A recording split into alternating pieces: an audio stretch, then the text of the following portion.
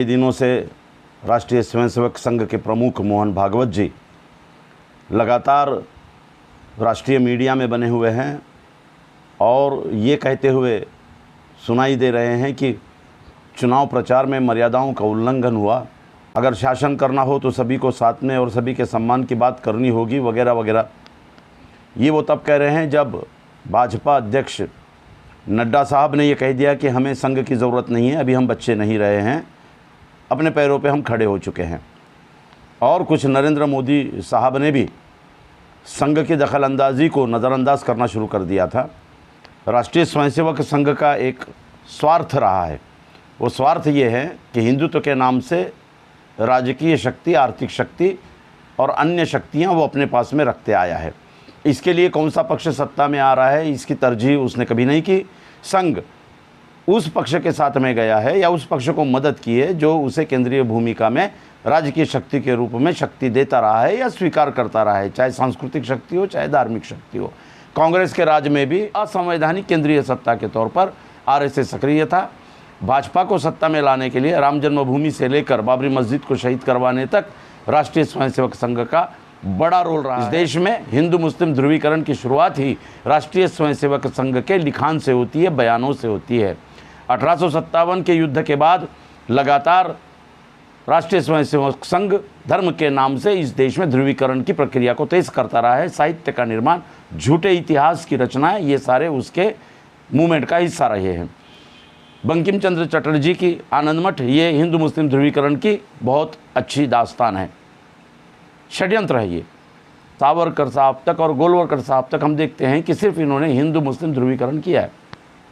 मोहन भागवत जी की नीतिमत्ता, सम्मानजनक मर्यादाओं का जो बखान है वो तब कहाँ गया था जब दिल्ली को किसान घेर कर खड़े थे। आरएसएस का कोई भी स्टेटमेंट आप नहीं देखते हो। आरएसएस ने कभी अडानी के रूप में एक नई शक्ति, आर्थिक शक्ति, पूंजीवाद की, आर्थिक फैसिज्म की खड़ी हो रही थी, संविधान के विरुद्ध में जाकर ये सारी प्रक्रिया हो रही थी। आरएसएस, मोहन भागवत जी चुप थे। जब इस देश में पहला मॉब लिंचिंग हुआ वो देश की संवैधानिक व्यवस्था के खिलाफ था, लेकिन हिंदुत्व का अमल बरदार संघ ने, मोहन भागवत जी ने इसका विरोध नहीं किया। बिल्किस बानो के अपराधियों को खुलेआम छोड़ दिया गया। बिल्किस बानो एक भारतीय महिला की प्रातिनिधिक स्वरूप में थी और उस पर हुआ अत्याचार भारतीय महिलाओं पर किया गया अत्याचार था। यही नहीं, ये भारतीय संवैधानिक न्याय व्यवस्था पर किया गया हमला था। जब बिल्किस बानो के अपराधियों को छोड़ दिया गया, संस्कार ये कहकर, आरएसएस का कोई भी स्टेटमेंट नहीं आया।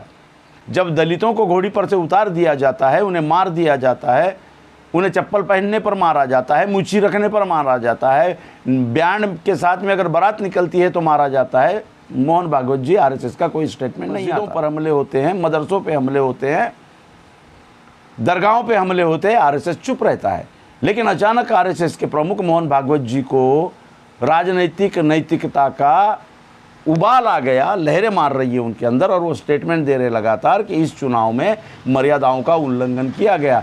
2014 के चुनाव में जैसे मोदी जी, आरएसएस की टीम मुंह से फूल बरसा रही थी सभी लोगों पर, 2014 में भी उतना ही हेट रेट इन्होंने पैदा किया जितना 2024 के चुनाव में किया।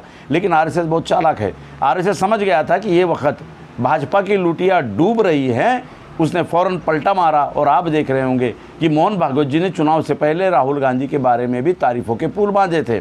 तो आरएसएस का और मोहन भागवत जी का एक मिशन है कि जो सत्ता में आ रहा है उसके साथ जाओ, जो सत्ता से दूर जा रहा है उसकी बुराइयां गाओ, उसे गिराने में और मदद करो। लेकिन ये दिखाई दे कि जिसे गिराने में मदद की है वही फिर से चुनकर आ रहा है तो उसके साथ हो जाओ।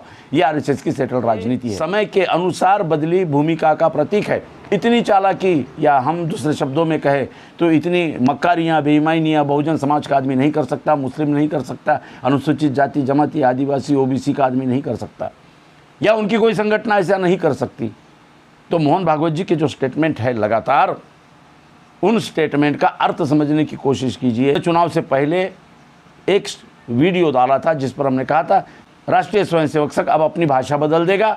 संघ के प्रमुख अब जैसा देखेंगे कि भाजपा नहीं आ रही है तो मोदी के विरोध में, बीजेपी के कार्यकाल के विरोध में, उनकी रणनीतियों के बारे में बुराई गाना शुरू कर देंगे। बस देश के हर षड्यंत्र में आरएसएस शामिल रहता है, चाहे वो देश विरोधी लोगों को बचाने का कार्य हो या देश विरोधी कृत्यों में पकड़े गए अगर हिंदू है तो उनके तरफ से खड़े होने का मुद्दा हो।